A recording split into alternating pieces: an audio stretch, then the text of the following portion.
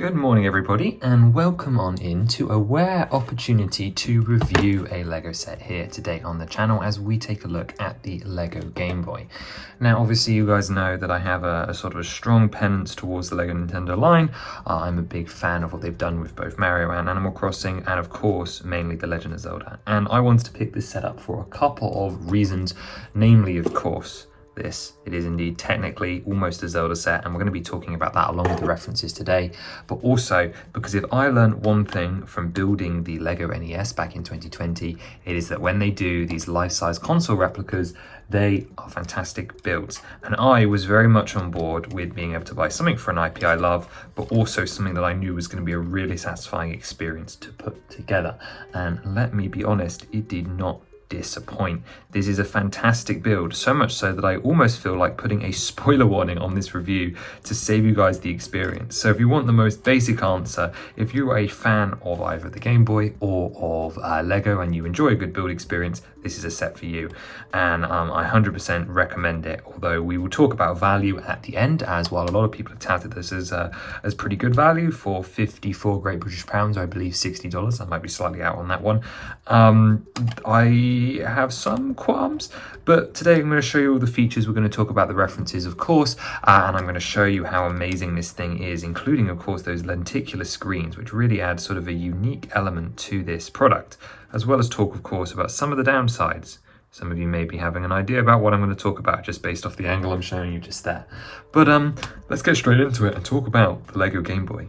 Excluding, of course, the instructions in the box and a handful of very small and uninteresting spare parts, this is everything that you get in the set, and I wanted to run through it because I wanted to talk about how this model maybe differs from some of the other ones that you may have seen. Of course, the main function is, of course, the Game Boy here. However, we have the stand element, which, of course, is meant to display your Game Boy, but we also have a secondary stand which serves dual, or you should say triple purpose, of course, storing the excess holographic lenticular pieces, which is really nice, and you can fit all three of them in there, and of course the game cartridge. Now, I don't want to apply too much credit to what I feel is ultimately a pretty necessary addition. There is definitely a world in which these did not come in the set, and it was the Game Boy that was the only part that you were able to purchase. And I don't think anyone would have necessarily complained because, of course, either you have your own display stand or you just leave it flat, or you do what I just did and you put it up. And this thing is more than capable of sort of standing and displaying and feeling chunky. We'll talk about, of course, the realistic dimensions later.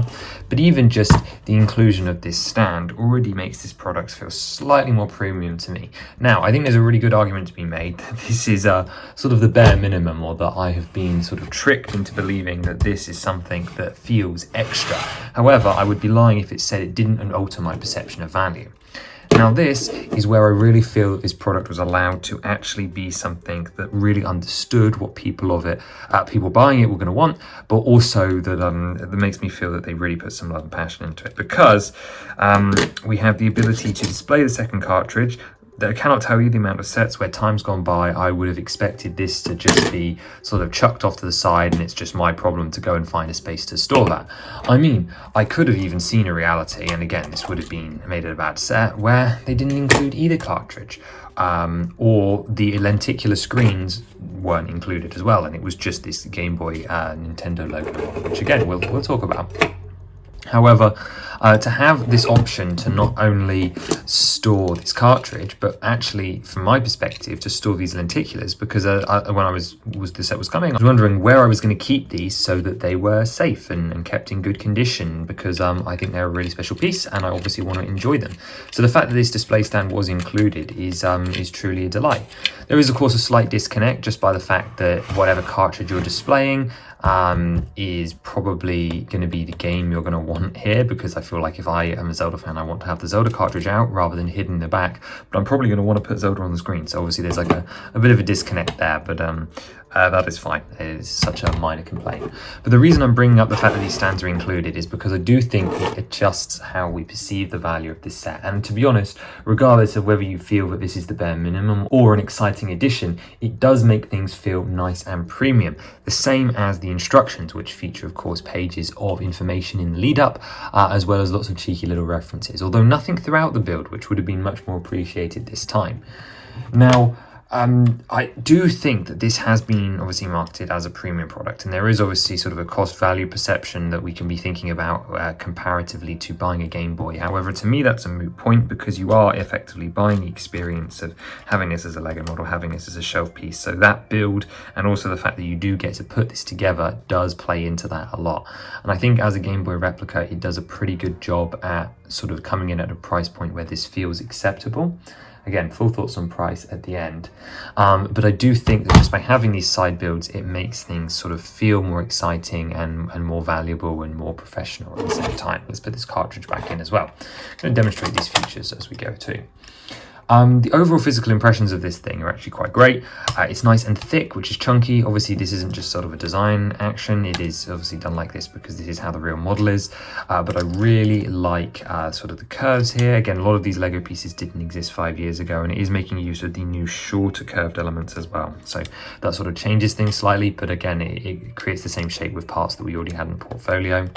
We have this sort of wonderful tile here on the back, as well as a replication of the battery pack, and it all sort of curves round to this lovely front assembly, which of course is largely done with snot work. You can see some of the brackets sticking through, but generally this line work doesn't bother me. The only place it sort of does is this sort of line here, as it feels like this almost wants to pull apart. Now it is very strong, like I'm putting my full weight on that and nothing's splitting, but it just is a little bit more pronounced sort of along here and then up along the top of the contrast. But that really is such a minor point, especially when you consider what has been achieved here. But the first impressions are great. If this was a static model exactly like this, I think people would be happy.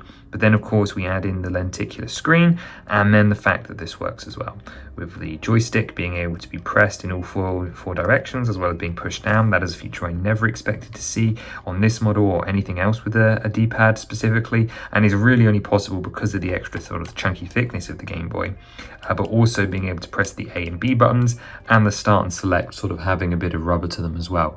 All of these are much welcome additions, along some others that we'll talk about later, that really sort of make this sort of feel good and add an extra level of charm and professionalism to the model.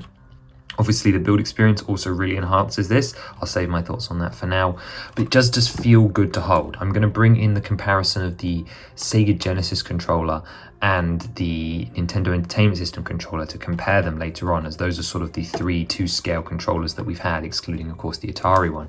But I did want to bring up how just good this feels to hold. Obviously it's the same size as it would have been in the 89, and yeah, it's nice and it's strong, it's sturdy, it feels just good, it feels solid and plastic. This is just a solid lump of parts. Only 400 parts, but again, we're coming back to that. I mean, in terms of accuracy, everything here is spot on. Of course, the cartridges even have sort of the missing lip here. The stickers are stickers because, there are only 2 stickers in the set. Everything is printed except for, of course, the Zelda and the Mario logos, which would have been stickers on the original cartridges back in the day. So this makes absolute sense. Everything is accurate, even down to the specialist piece that was created for this curve. This part really doesn't do anything for me. I don't really care for it because it is sort of overly specialized for my personal taste. However, I can't deny that there was any other way to get this done. So it does the job, and it's sort of perfect for that. But all of the prints recreate the details accurately, and I find myself, the only thing I'm looking for is, as I do like the color of the modern grey, and I would never want to go back to the old grey, but I do find myself imagining what would this look like in old grey, and whether it would look slightly closer to that sort of off grey color that the real Game Boy is in real life. But yeah, everything is superbly recreated. I can not really see any compromises. Everything from sort of the power charging cable, we've got contrast down here, and of course, if we start talking about features, we've got the sort of gear piece here, which allows you to stroke the wheel.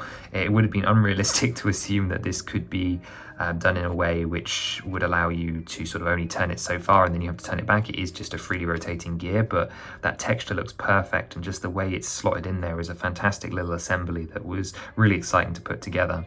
We have the on-off switch as well, with the sort of clicky motion here. I've noticed that there's a little bit of pull away, depending on how you do it with these front toe tiles. They are secure, but again, it's just a sort of a minor pull away. You can see that slight pop out there, but the satisfying click that this has is great.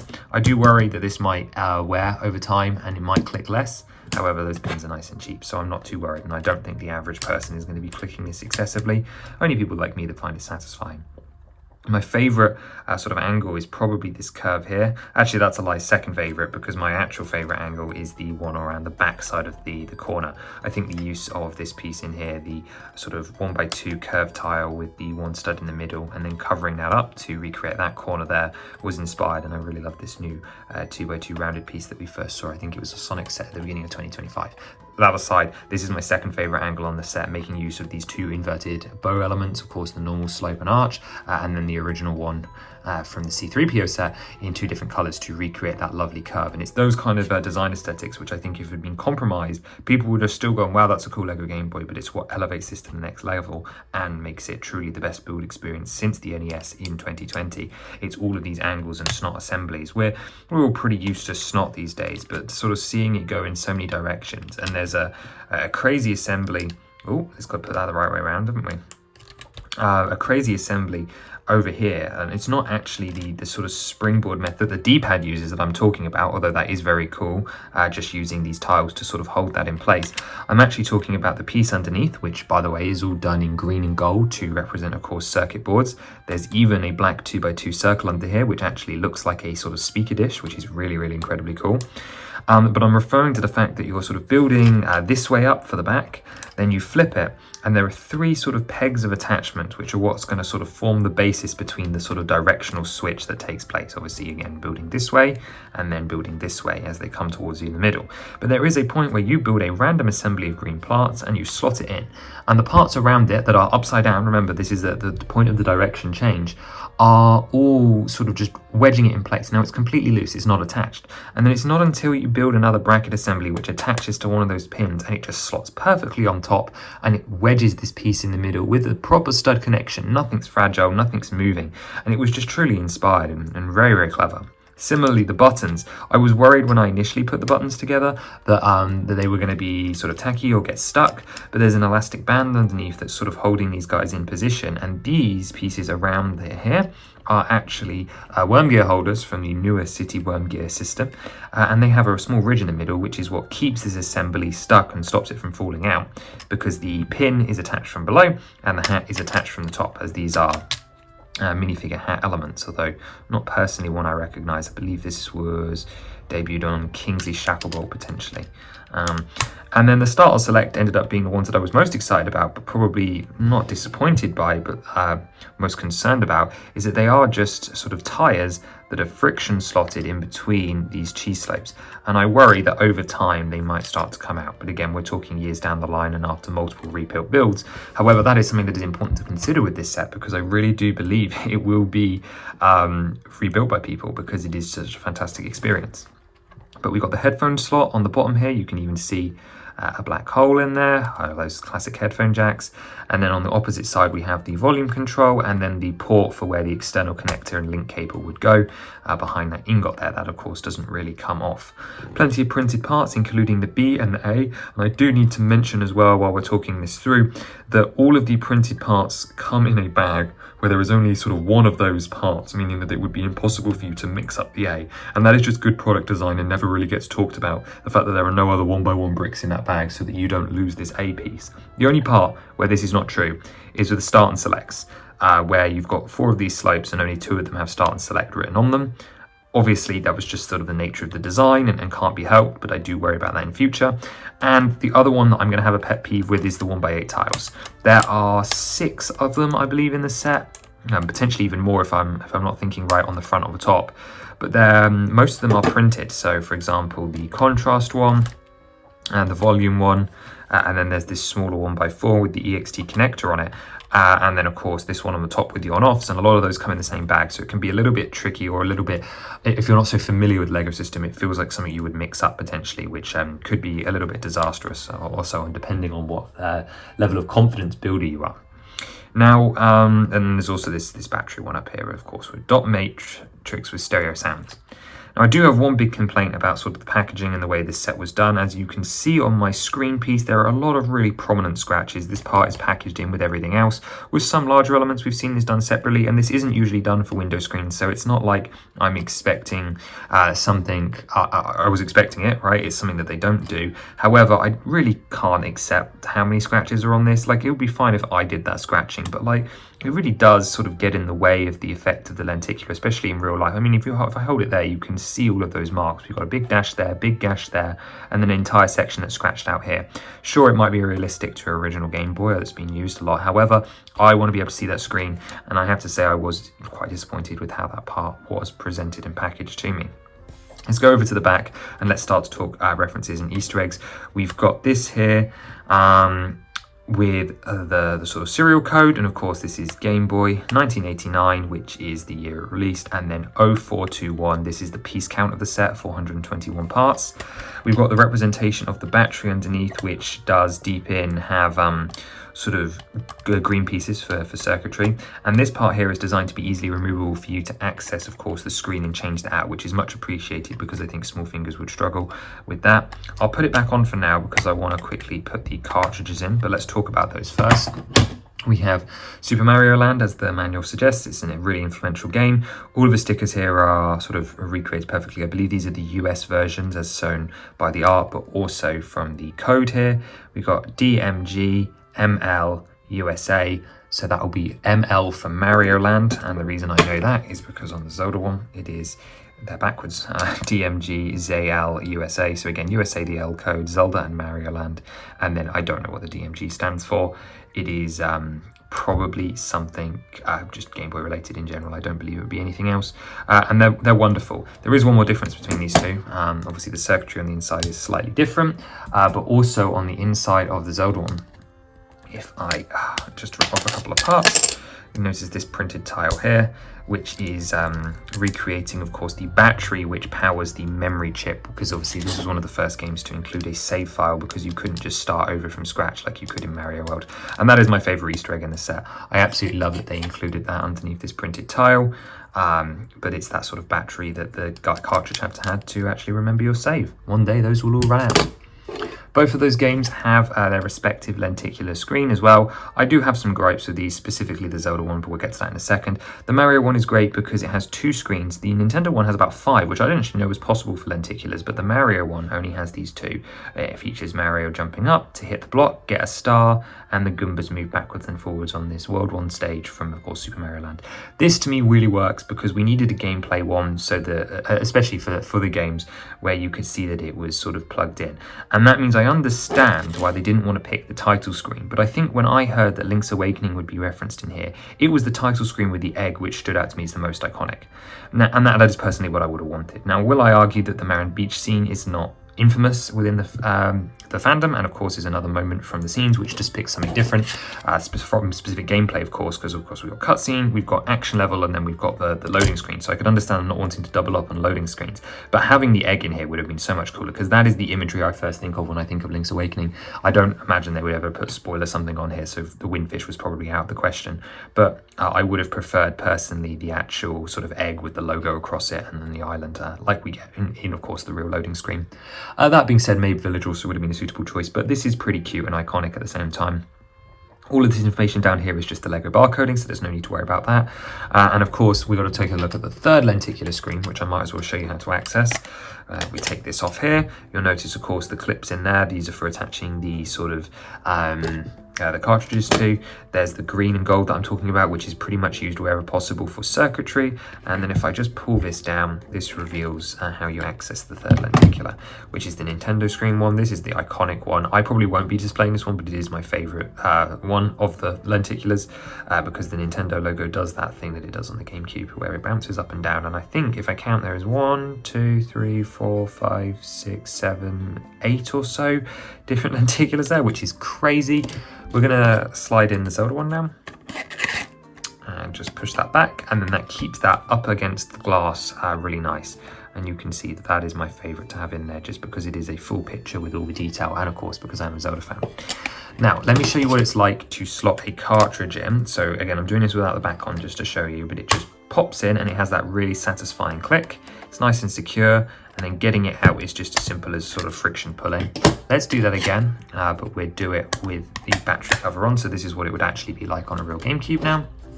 We take our cartridge and just slide it in. A much less satisfying click, that one, but there we go. And the other thing I wanted to point out was I was potentially concerned about the sticker scuffing. like as in like it getting caught on the sort of microscopically like different thickness and then in the sticker wearing. But generally speaking, because this is only attached with those a couple of studs down the bottom, I haven't noticed it being a problem.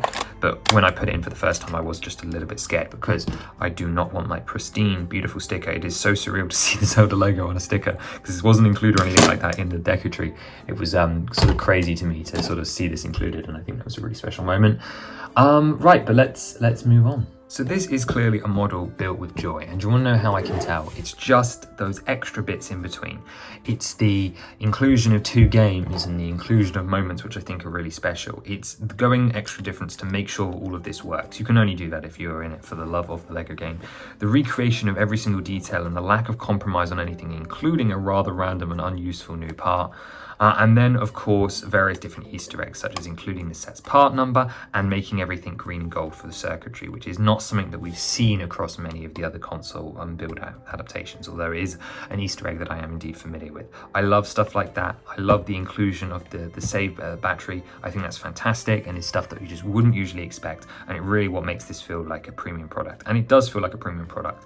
I have zero regrets over paying full price of £54.99 Great British pounds for this model, and the build experience was truly fantastic. However, value proposition.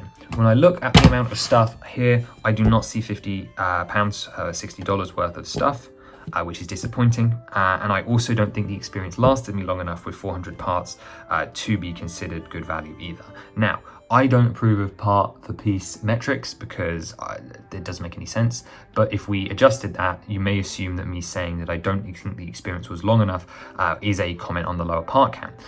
Where would more parts have gone? You know, this is a almost perfect recreation that doesn't exactly use all small pieces, recreates every function. There is no further expansion for this model that would have needed it. So on the other hand, I'm kind of left stuck. I have zero regrets about the money I paid for it, not just because I'm a Zelda fan or because I'm making this review, but because I genuinely loved it and momented it. But when I look at it, do I see value there for the average consumer? No, I would recommend 20% off. If you can get this for £40 or around $45, I think you would be absolutely golden. That being said, if you're a Nintendo fan, a super fan, this is worth $54 just for the references and the experience and the joy of putting it together. If you are a fan of amazing LEGO builds, this is perfect. Or if you have someone in your life who grew up with this console like I do, I think this makes a great gift because I think it will bring back so many memories, and the fact that it all works, especially if they're not familiar with LEGO, will be a joy to them. Although that being said, the experience is not advanced, anyone can do it, but it does require a little bit of extra thought just because there's so many direction changes and interest going on. It's perfect, small for shelves. They've looked after you by not including any random bits and so on. It's really nice that you can sort of split this up, and I'm really looking forward to displaying it with my NES set from 2020. I'm glad we've got another one of these. A Wii remote's got to be on the horizon. But let's go grab the NES controller and the Genesis controller, and I want to take a look at them all together. The main justification for making a comparison like this is this. This is what I describe as my favorite LEGO build experience. Well, this and the entire NES. Sorry, I wasn't going to bring the whole model out for this because it is currently taken apart, although I should have brought the cartridge. When I tell people people ask what my favorite build is, I say the NES or the Titanic because I really enjoyed both. This was the model for all of these that were to come, even though 2 of these have come out in the same year and 5 years apart, and recreates, again, almost perfectly, although a little bit small, the NES controller. Everything here about the bracket usage, all the snot techniques and how it comes together is truly marvelous, including a lot of stuff that we would later go on and see in that Game Boy. And I still think it holds up. Let's put the 2 Nintendo ones together. These are great. Just to have these with the fonts and the prints and the D-pads, it works. This definitely feels slightly more modern, but then again it should, because this is from 79 and then this is 89 as well. I might be off with my years there, but I must be pretty close. Either way, these are fantastic. What a little collection to sort of have together. I love the plug on this one. And then obviously the Mega Drive, I have no real connection to. I've currently got the Japanese stickers on, but if you didn't know, this set actually comes with the US and the Japanese and the EU or UK stickers as well. They're very different between them. I was really shocked that they actually included 9 2x2 tiles for you to put all the stickers on. I felt for sure you had to choose when I found out about that, but no. And this one, unlike the NES controller, is also life size, although just because this one isn't life size doesn't mean that it isn't sort of the right size for human fingers. And this one has some incredible part usage. This one's much more generic. It looks much more like a normal controller. Obviously the gamepad, nothing moves here. You've got a slight bit of play on the T-hose here, just because you can kind of press down each side, but again, that's not really deliberate. You've got the cable for the hosel at the top, and then this one actually comes with a Sonic reference, which of course I have no attachment to and isn't really relevant. I wasn't really planning on getting this promo. This just happened to sort of surprise me with a PAB order, but seeing as we're building up a little bit of collection it's nice to have all three of these together. It's kind of almost, I don't know, this almost doesn't feel relevant, but yeah, I wanted to put them next to their whole family, because is this the best one of the three? Absolutely. It is the most interesting, it's got the most specialized things, and it is stuff like that premium experience, but also all of the prints, the license, and the lenticular screens, which of course we know requires heavy development time and is a specialized mold, that really do contribute to this price, and part of what leads me to have no regrets. That, of course, and the fantastic experience and everything else we've already talked about. But this does feel like a premium product with good stuff added into it that justifies the price. I'm really excited about this collection. I really enjoy where it's going. They're all fantastic builds, and the Game Boy has entered the pantheon of best LEGO builds that I have sort of gone through, and I will maybe make a video about that at some point in the future. But I thought we'd end this video by sort of putting them next to each other and just sort of seeing how they look, seeing how they differ. It's amazing how much the system has changed in, what, just 5 years between these two, huh? And yet they both still feel consistent, which is the joy of LEGO. Yeah, I'll leave you with that. But anyway, let me know what you think of the Game Boy. I hope this has provided something useful or some extra context for you guys if you were considering about buying a set. Again, I'd 100% recommend to anyone that's a fan of LEGO builds and Nintendo, and then also if the set just interests you. But obviously, always wait for a sale these days, I think is the general motto. However, at full price, this is not one you will regret too easily, I think. But yeah, let me know your thoughts down below, and have a wonderful rest of your day. Bye-bye.